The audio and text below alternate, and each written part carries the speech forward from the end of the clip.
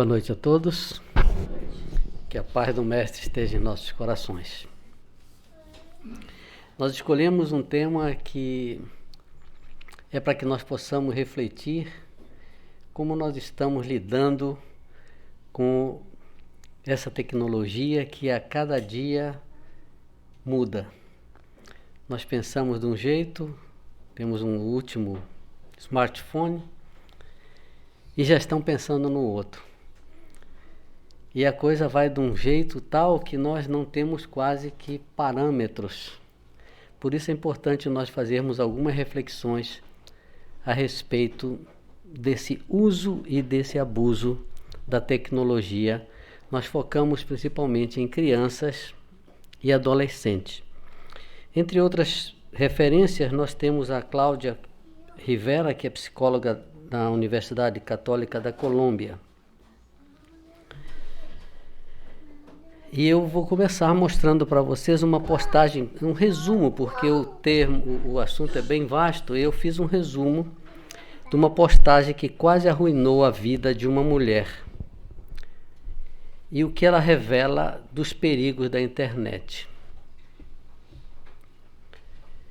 Uma corretora de imóveis nos Estados Unidos teve sua vida virada de cabeça para baixo por causa de uma postagem em que era denunciada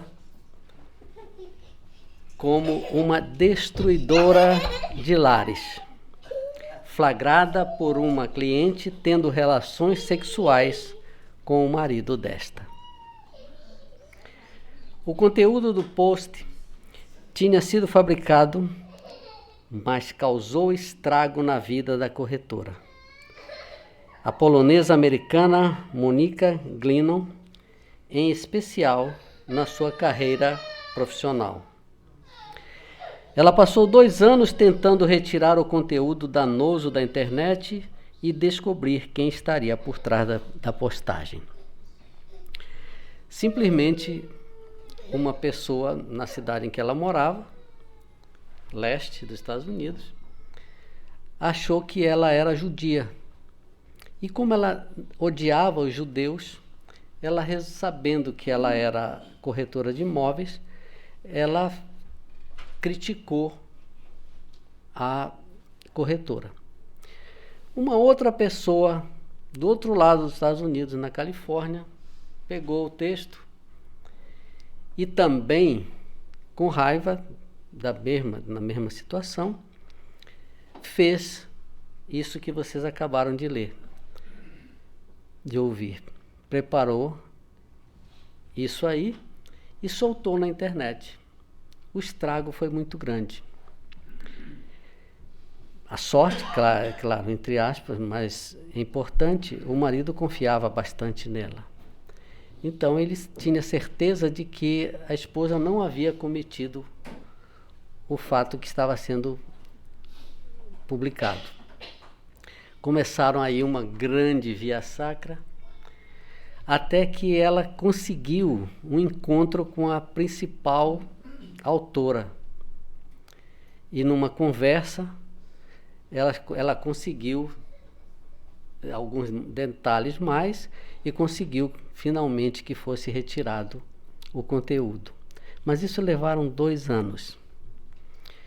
Ela conseguiu processar as duas e elas foram condenadas a pagar $250 mil para ela. Até hoje ela não recebeu um centavo porque elas não têm como pagar. Então isso é para que nós possamos analisar melhor tudo o que é publicado. Está saindo a centenas de milhares desse tipo de situação. Mas o nosso enfoque vai ser principalmente, como eu disse, nas crianças e nos jovens. Nos dias atuais se torna impossível imaginar o mundo sem internet. Existe até alguns trabalhos já, as pessoas estão sendo sugestionadas para ficarem uma semana sem telefone, etc. É bem complicado. Nós sabemos que a internet é a maior rede que existe no mundo de computadores interligados que facilitam a vida das pessoas em diversos aspectos. É onde encontramos informações de forma simultânea, A coisa aconteceu lá na China, o vírus saiu lá, na mesma hora a gente estava sabendo aqui. Interagimos com outras pessoas, não é? Debatemos assuntos, alguns relevantes. Sabemos que é uma excelente ferramenta quando utilizada corretamente e com responsabilidade. Mas quando usada por pessoas mal intencionadas, pode causar grandes estragos em empresas e também na vida das pessoas. Isso nós estamos presenciando que está acontecendo, não é? Chegando ao ponto de países interferirem no outro país. Como está essa questão toda que nós já assistimos aqui nos Estados Unidos, já está até velho assunto, né? da Rússia interferindo nas eleições americanas. Pois bem, por isso, é importante que saibamos analisar os aspectos positivos e negativos que tal ferramenta pode proporcionar. Muitas vezes nós não paramos para analisar isso, para pensar um pouco o que ela nos traz de positivo e o que ela também nos traz de negativo. É claro que nós não podemos fugir desta realidade tecnológica. Entretanto, quando perdemos essa conexão, ficamos incapazes de fazer 90% das coisas. Eu coloquei, a gente não come, não se movimenta, não se comunica e por aí vai.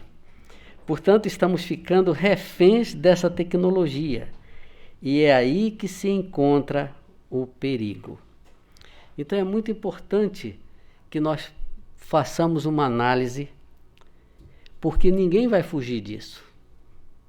Ela faz parte hoje em dia do nosso dia a dia e a cada dia mais, não é? Até então, a gente saía do sofá para ir trocar a emissora da televisão. Hoje a gente fala e pede o canal que a gente quer e logo aparece, não é? Tem um outro sistema em que você simplesmente manda a Alexia apagar a luz e ela apaga a luz, não é? Então a coisa está de um jeito que nós não temos ideia onde isso vai parar. Pois bem, o menino de 4 anos de idade, sempre que entra no carro, pede aos pais o celular para brincar. Isso a gente está acostumado, né? A criança, assim que chega em casa, liga automaticamente a televisão. Automaticamente. Veja o que eu coloquei aí. O adolescente anda com o celular o tempo todo e agora já está querendo se multar, como em Nova York, não é? Os que estão atravessando, clicando lá no seu aparelho. Porque a pessoa fica tão ficcionada com isso, e a gente vê aqui, né? A gente vê no trânsito, estamos cansados de falar sobre este tema, chega para 2 minutos, 1 minuto e pouco num sinal, e logo as pessoas não sabem se controlar. Vocês poderiam dizer, mas você se controla? Eu me controlo. Eu estou aqui, tá buzinando aqui, a minha filha mandando mensagem, não sei o quê. É como se não fosse comigo. Aí quando eu chego em casa, quando eu chego no estacionamento, aí eu vou, olho, respondo o que eu tenho que responder. Porque senão nós estamos fazendo o que eu falei no slide anterior. Nós estamos ficando reféns dessa tecnologia. E aí vocês veem essas imagens. Eu estava anteontem no supermercado, e aqui eu falo numa criança de 4 anos. Mas a criança que estava com o celular no supermercado era de 2. A mãe chegou, botou ela no carrinho do supermercado, e ela com os olhinhos, sabe, fixo ali, uma concentração enorme. Não vai dar trabalho nenhum, não é? E aí a mãe andando para cima e para baixo, e ela não desgrudava o olhinho da televisão. 2 anos. Então aí vocês têm os jovens, né? Tem nos cafés, a gente está acostumado a ver isto, e por aí vai. Mas vamos continuar. Isso são pinturas diárias que revelam uma realidade, ou seja, a exposição cada vez mais frequente à mídia virtual. É uma exposição diuturna que nós temos. E vem uma questão: será que a tecnologia é ruim? Vamos responder isto. É uma pergunta que nós fazemos, os pais fazem, né? E a verdade é que por si só a tecnologia não é ruim. Mas o que torna essa tecnologia ruim é o grau de supervisão que pode fazer a diferença entre o uso e o abuso, que é o tema do nosso assunto de hoje. É o grau de supervisão. É claro que nós estamos questionando cada um aí. Ah, mas eu trabalho o dia inteiro, eu vivo correndo e tal. É lógico, nós vivemos uma vida extremamente agitada. Mas se nós não destacarmos um pouquinho para fazer essa supervisão, nós vamos correr sérios riscos no futuro, ou talvez nem no futuro, em dias vindouros. Existe um relatório que se chama Media, Child and Adolescent Health, produzido pela Faculdade de Medicina de Yale e pelo Centro Médico da Califórnia. O que é que eles analisaram? Eles analisaram 173 casos sobre a saúde e a tecnologia. E eles observaram o seguinte, que hoje as crianças, os jovens, passam 45 horas por semana. Tem televisão, jogos, celulares, música e por aí vai. Há pouco tempo atrás, os pais passavam apenas 17 horas. E ainda é mais do que eles passam as 30 horas dentro de uma escola. Então vejam que a coisa realmente é séria. Significa que nós estamos quase que plugados 24 horas. Este estudo, portanto, revela que existe uma alta correlação entre a exposição na mídia e problemas de saúde nas crianças a longo prazo. Aqui é que está o perigo. É o problema de saúde que isso acarreta, porque muitas vezes nós não nos alertamos para isso, nós achamos que aquilo é comum e não olhamos esse outro lado, que é o problema da saúde. Portanto, nós colocamos alguns fatores como vulneráveis, que é aquilo que nós consideramos como um vício qualquer. E esses fatores, que são predisponentes ou de vulnerabilidade, tornam as pessoas viciadas ou dependentes. Então, nós estamos nesse patamar. Nós estamos viciados, nós estamos dependentes da tecnologia. Esses fatores, alguns que nós analisamos, o primeiro deles é o ambiente familiar. Nós estamos dificultando a comunicação, quase um não escuta mais o outro. Os jovens não conseguem expressar os seus desejos, nós não damos mais tempo, não há tempo de uma conversa para você saber o que o jovem está pensando. É muito difícil. Difícil soltar alguma coisa, é mais fácil ele soltar para uma colega, para um colega, do que na família. Nós não estamos tendo esse espaço. Eles não conseguem expressar os seus desejos, os seus sentimentos e atitudes de forma adequada. Pois bem, se nós analisarmos os dois grupos de jovens que nós colocamos aqui, há os que se expressam de forma encoberta. Eles sentem incômodo, etc., porque nós vamos ver mais adiante, estão numa fase crítica, mas eles não conseguem se expressar, porque não há diálogo. Alguns sentem mágoa dentro de si e também não conseguem se expressar. Ou no sentido do não enfrentamento das demandas, ou seja, os problemas que surgem, ele joga para baixo do tapete. Ele não consegue enfrentar os problemas que vão surgindo no dia a dia na sua vida. O outro grupo é o que se expressam de maneira aberta através de agressividade físico-verbal. Basta chamar, falar com o jovem, alguma coisa qualquer, ele já sai dando pontapé em Deus e todo mundo. Aqueles que se expressam com ironia são extremamente negativistas. Eles olham tudo de uma maneira negativa, extremamente deprimente.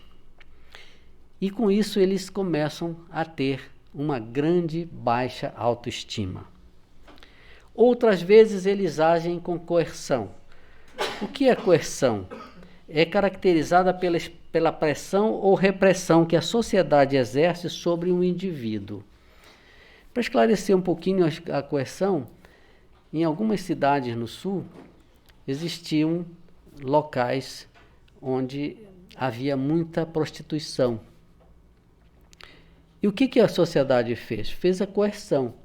Eles passaram, as pessoas do bairro passaram a ficar a noite toda fotografando os encontros daquelas pessoas e publicando.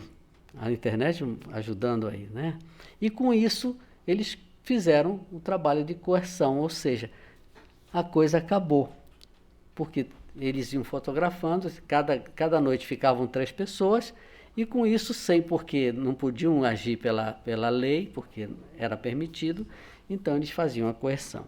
O autoritarismo é outra maneira do jovem se expressar. É o modo excessivo de se comportar ou agir.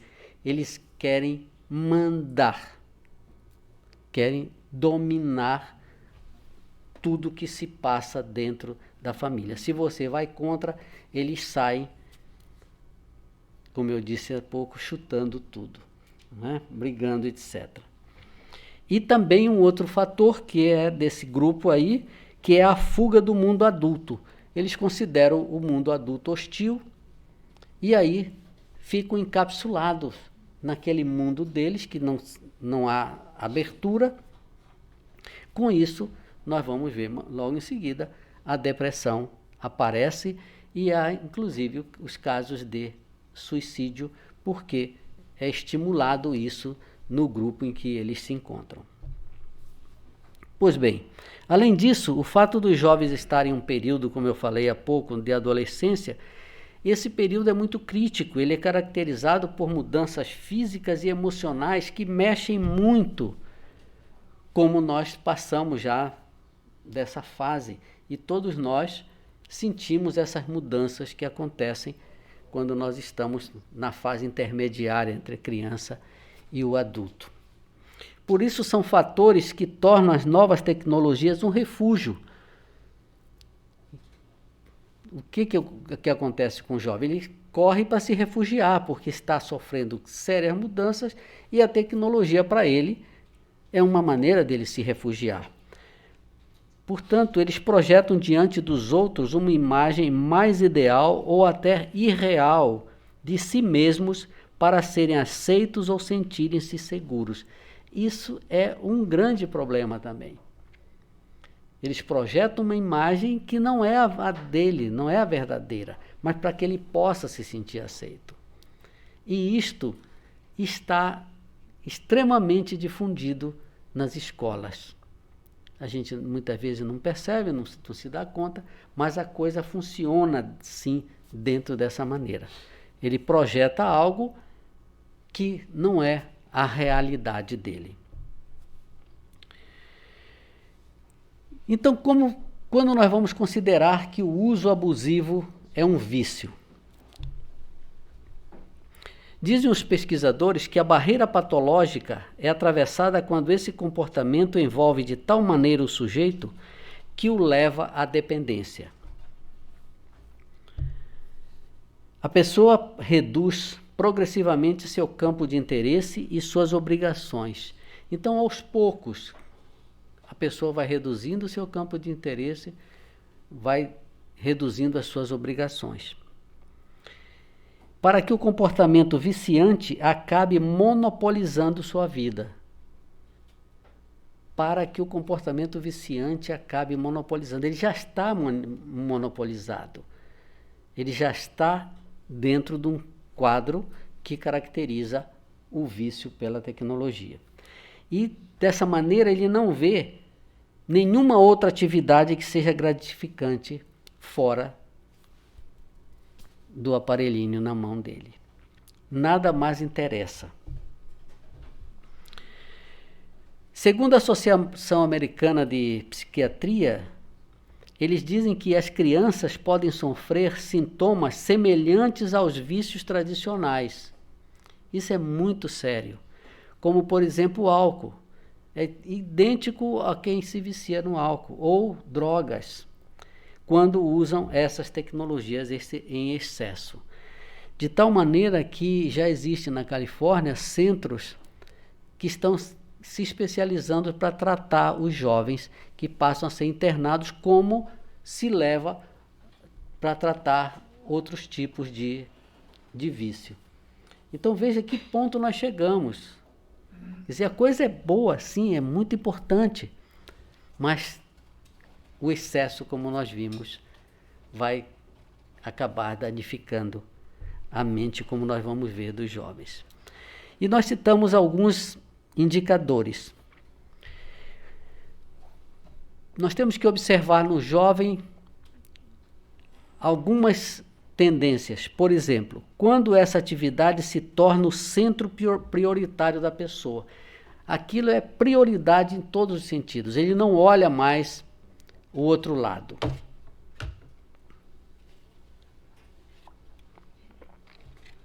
E aí todo o resto vai para um segundo plano. Mesmo as atividades que antes eram agradáveis. Então isso é um alerta.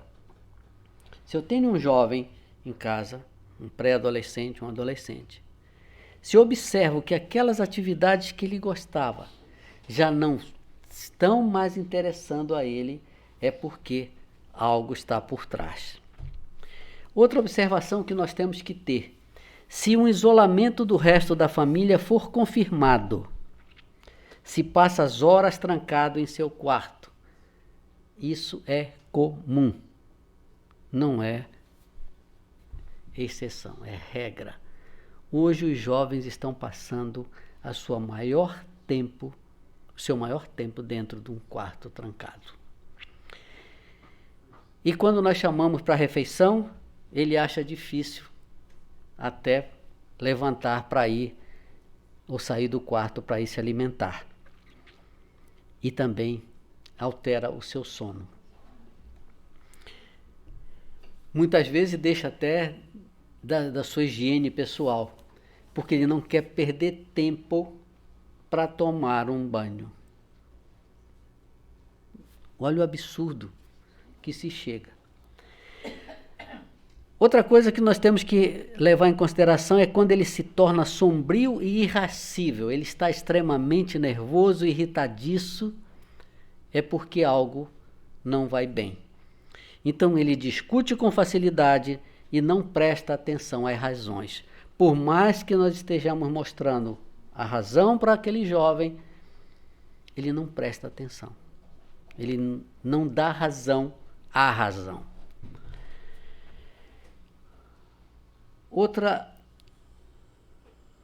observação é quando ele passa a mentir para justificar ou encobrir alguns dos seus atos. Isso também é muito sério.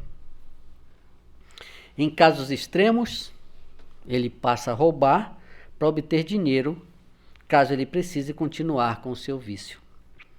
Ele não reconhece que tem um problema, como em qualquer vício, a pessoa não reconhece.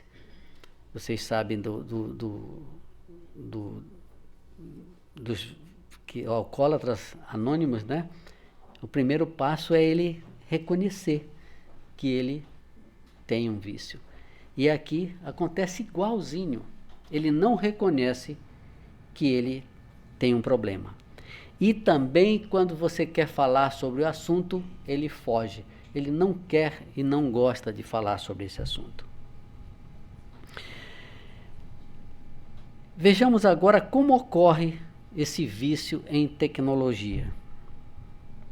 Segundo especialistas, a internet, igual como as apostas em jogos de azar, reforça a gratificação imediata. É o que vai tornar ele viciado. Ele se gratifica imediatamente com o contato com outros. Seja navegando, visitando salas de bate-papo, painéis de mensagem, redes sociais, como Facebook, videogames, ou enviando e-mails e mensagens de texto, que vão reforçar estruturas imprevisíveis e variáveis de prazer. Daí a sua capacidade viciante. Eu coloquei bem em destaque para nós observarmos. Como em outros tipos de dependência, o que vai acontecer? O uso dessa tecnologia vai trabalhar no local que faz a gente se tornar viciado, que é o cérebro, não é?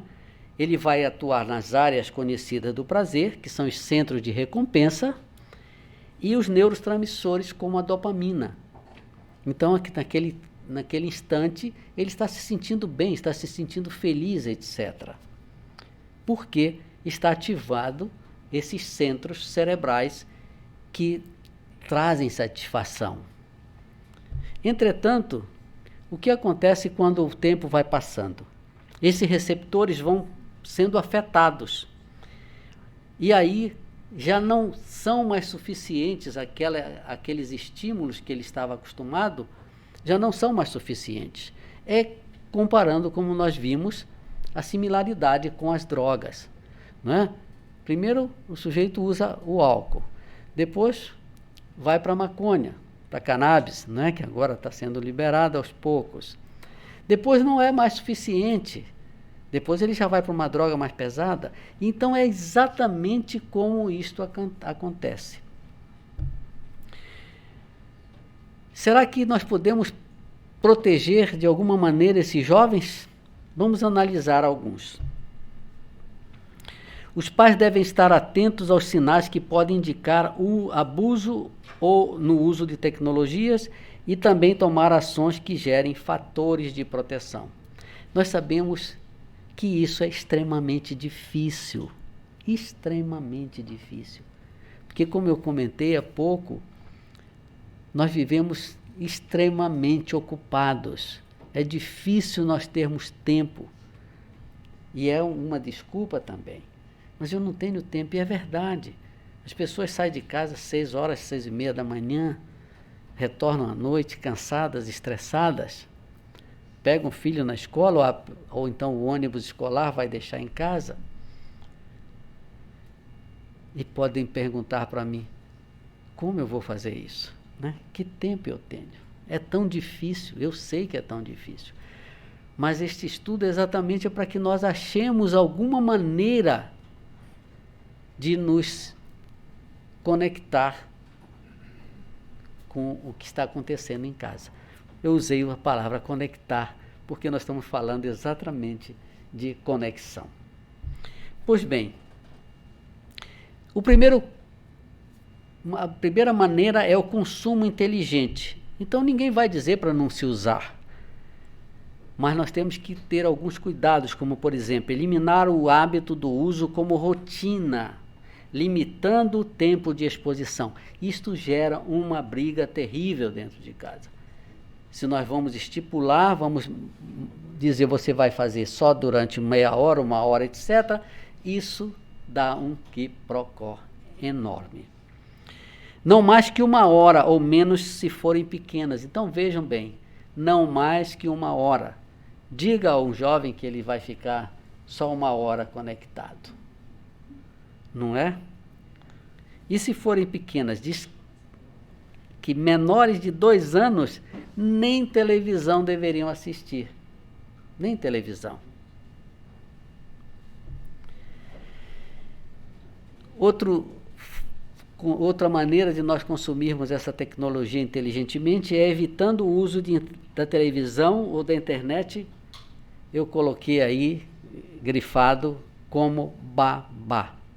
É o que nós fazemos, né? Dê um tablet, dê um celular para uma criança, está resolvido o problema. Ela está lhe dando trabalho? Entrega lá, é simples, muito simples.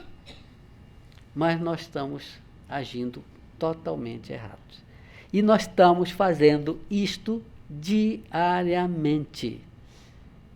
Estamos usando a tecnologia como babá, porque não existem mais babás. Nós não podemos ser também. Então, nós temos a tecnologia para ter a babá, como eu falei, o caso daquela criança de 2 anos que estava no carrinho lá do supermercado.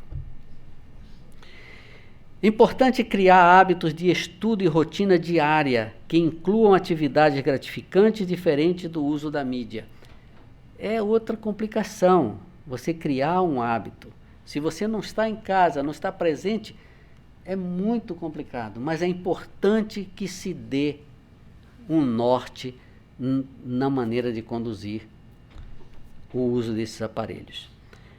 Outra coisa que nós temos que ver é quando nós tivermos um tempinho livre, usar isso racionalmente e mostrar para os jovens que tem que haver um período de descanso que não envolva o uso de tecnologia, porque a criança ou o jovem vai descansar, ele bota o tablet lá na frente.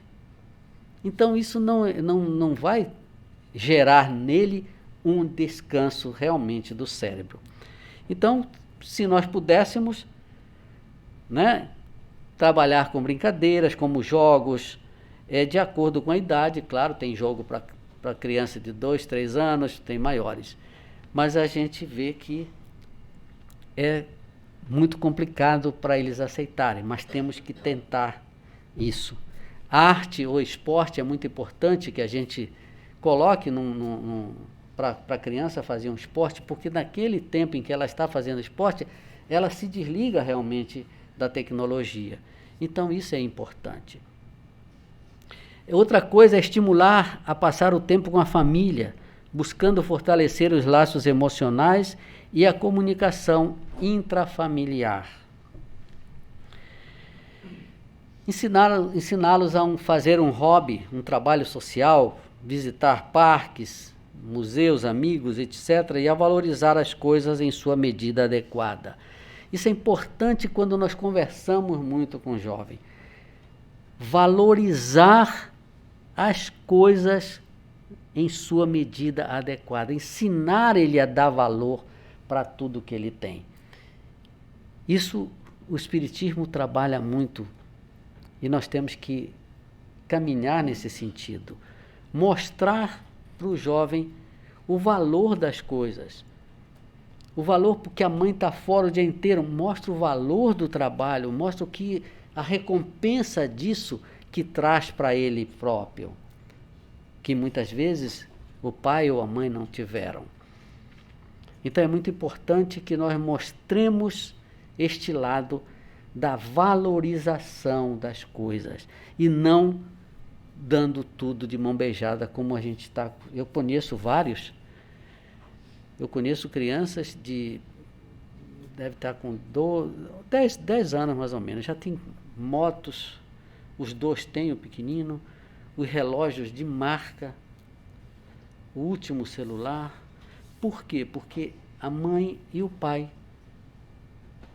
trabalham além do limite sem necessidade. Aí que é o problema. Quando você tem necessidade, tudo bem, mas eles não têm. Então, o que é a maneira de compensar? Presenteando. Então não vai valorizar, porque aquilo foi tão banal para ele, que valor ele vai dar? Ele simplesmente não sabe, mas na cabecinha dele não sabe, ele está sendo comprado pelos pais. Desculpem se eu usar algum termo mais forte.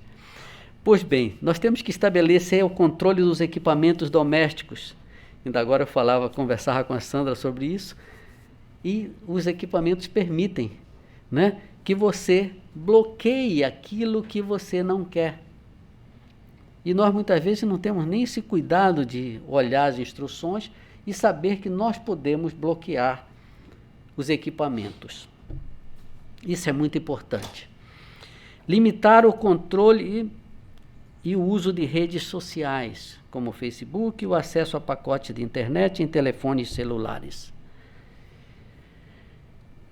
Importante conversar com as crianças sobre com quem elas mantêm comunicação virtual e explique o risco. Isto está causando um grande estrago nas crianças, enormemente aqui no Brasil também.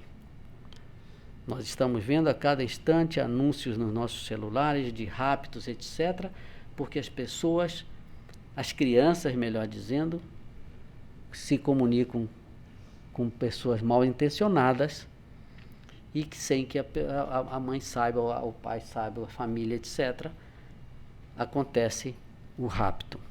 Isso é muito importante conversar com as crianças sobre isso. O risco enorme que eles estão correndo. É importante selecionar os vídeos, programas e filmes que as crianças assistem, de preferência assistir com eles, não deixar que eles assistam sós. Ah, mas eu estou cansado. Não, no sábadozinho você tem uma folga, faça uma pipocazinha, bote eles na sala e vamos assistir junto os nossos filmes.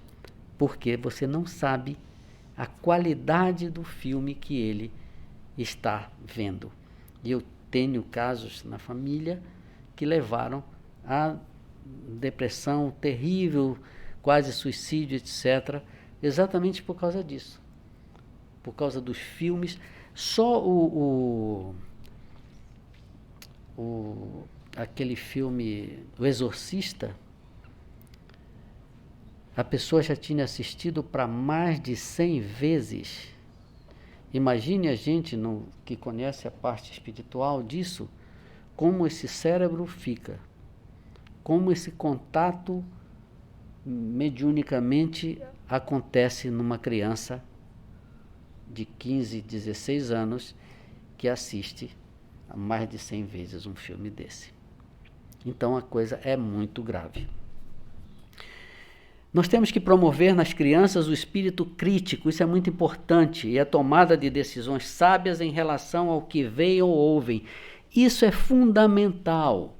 É você jogar a questão para ela. Ela tem que ter esse espírito crítico para analisar se deve ou não deve fazer o que está fazendo. É alertar sobre os efeitos da publicidade. As publicidades hoje estão terríveis e muitas vezes as crianças não têm noção de discernir sobre o assunto. Não ligar a televisão durante as refeições, isso induz uma maior digestão de alimentos e afeta a comunicação familiar. É outro problema que nós estamos viciados nisso. A gente bota a televisão lá, todo mundo pega seu prato, né? Vai para a sala e vai comer na sala, assistindo as notícias piores que são divulgadas na televisão naquele horário. E a gente está fazendo isso. A gente não quer mais sentar ao redor de uma mesa e conversar, dialogar, bater papo, falar sobre o dia a dia. A gente está deixando isso escapar por entre os nossos dedos. Evitar sempre programas com violência. A gente compra vídeos de violência e dá para as crianças usarem. Esse que é o grande problema ainda. A gente vai lá e compra ainda. Notícias que chegam de todo canto, muitas vezes, as novelas, e eu coloco aqui, muitas crianças ou adolescentes não diferenciam adequadamente o que é realidade e o que é fantasia. É lógico que ainda não tem discernimento para isso. Então, muitas vezes, o que é uma fantasia, eles acham que é real e incorporam aquilo na sua mente, no seu dia a dia. Nós temos que fortalecer comportamentos positivos como cooperação, amizade e desenvolvimento de habilidades. É muito importante que a gente veja se o jovem tem alguma habilidade para uma música, tocar um instrumento, etc. É fundamental isso. Estimular forte e saudável autoestima. Temos que trabalhar isso nas crianças, a autoestima delas. Tem um dado que diz que mais da metade dos menores abusam da tecnologia. De acordo com os dados bem recentes, 70% das crianças menores de 12 anos têm um telefone celular à sua disposição. Essa proporção sobe para mais de 90% em crianças menores de 15 anos. Então, todo mundo tem, porque nós estamos alcançando quase 100%. Em relação ao uso desses dispositivos, quase metade dos menores o utiliza de maneira excessiva e descontrolada. Aqui está um dos problemas também. O que resulta em perda de interesse em questões relevantes para o desenvolvimento pessoal, dificuldade de enfrentar diretamente determinadas situações, queda no desempenho escolar, falta de sono, alterações de humor e isolamento sociofamiliar. A falta de sono é uma realidade. As crianças hoje não estão deitando na cama e conseguindo dormir logo, porque a sua mente ainda está em muita ebulição e aí o sono não chega. Diz o Papa Francisco que a tecnologia e a globalização estão homogeneizando os jovens. Olha a palavra que ele usa, homogeneizando os jovens, botando todo mundo igual.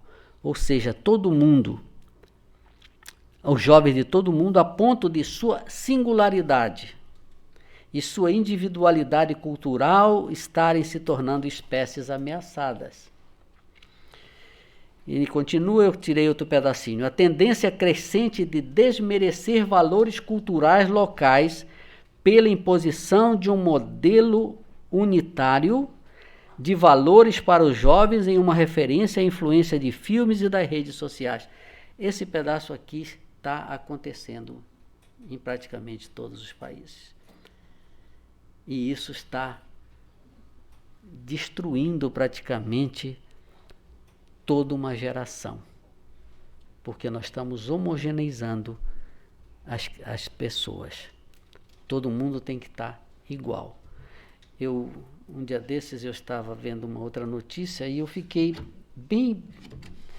Aliás, eu já nem fico, mas é lógico a gente ficar se perguntando o que está acontecendo. Como diz o Dr. Drauzio, esse mundo está louco, não é? Botaram nesse show que é um dos mais ridículos que existe na televisão, o BBB, né? E uma delas parece que usou um batom. No dia seguinte, o batom acabou do mercado. Todo mundo as meninas queriam usar o mesmo batom daquela pessoa. Quer dizer, onde está a cabecinha? Está homogeneizada, como diz o Papa aqui. A gente analisa, mas meu Deus, onde está o nível de discernimento? Não é? Então, ele diz aqui, isso produz uma devastação cultural que é tão grave quanto o desaparecimento de espécies de animais e plantas. Ele extrapola para este modelo. É tão grave quanto o desaparecimento de animais e plantas. E nós temos que procurar ajuda quando nós percebemos que os nossos jovens estão nesse caminho do vício. Nós não devemos subestimar. Se nós percebemos que a nossa criança ou jovem está sendo afetada, vamos buscar apoio, seja numa equipe educacional de uma escola, seja particular, seja no centro espírita, e procurar um aconselhamento mesmo profissional de algum psicólogo clínico, a fim de que essa criança possa ser conduzida da melhor maneira possível para que não se perca. E para concluir, eu quero esclarecer que não se trata de proibir a exposição à mídia. Não é isso o nosso objetivo do nosso estudo de hoje, mas de ensinar às crianças o autocontrole, o discernimento e o uso adequado do que a tecnologia nos fornece. E para encerrar, diz o Papa Francisco, as redes sociais são capazes de favorecer as relações e promover o bem da sociedade, mas podem também levar a uma maior polarização e divisão entre as pessoas e os grupos. Nós vemos que isso está acontecendo, não é? Aconteceu no Brasil, nós vemos um país dividido, por um lado são quem pensa do lado da esquerda, por outro lado da direita, aqui quem é Trump e por outro lado quem não é. Estamos fazendo milhares de besteiras, dando apoio para um senador que, se nós analisarmos dentro do campo sociológico ou espiritual, é algo que não coaduna com a formação deste país, como este país foi criado, foi formado. E diz, para terminar, não é a tecnologia que determina se a comunicação é autêntica ou não, mas o coração do homem e a sua capacidade de fazer bom uso dos meios ao seu dispor. Muito obrigado, muita paz, que Jesus nos acompanhe.